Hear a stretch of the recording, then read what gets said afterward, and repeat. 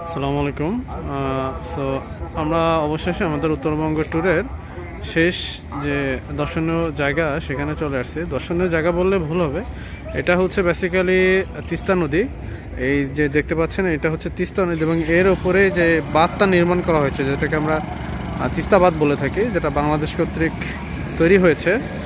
আপনারা সেটা এখন দেখতে পাচ্ছেন এবং এই আমার সামনে যেগুলো দেখতে পাচ্ছেন এগুলো হচ্ছে বাঁধটা কার্যকর করার জন্য যে মেকানিজম যেটা আছে, মেকানিজমটা এখানে ব্যবহার করা হয়েছে।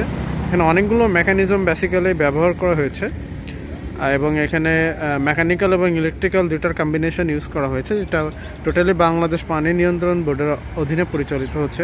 আমি যদি আপনাদেরকে একটু নিচে দেখাই আপনারা দেখতে পারবেন যে এই যে বাঁধ, এখানে বাঁধ যেটা দেওয়া আছে এটা অর্ধেক পর্যন্ত ওপেন করা আছে এবং এখানে আমাদেরকে হচ্ছে রেটিং দেওয়া আছে যে পানি কি পরিমাণে পানি যাবে সেটার একটা স্কেল এখানে করা আছে, ড্র করা আছে, সবগুলো এইভাবে করা আছে।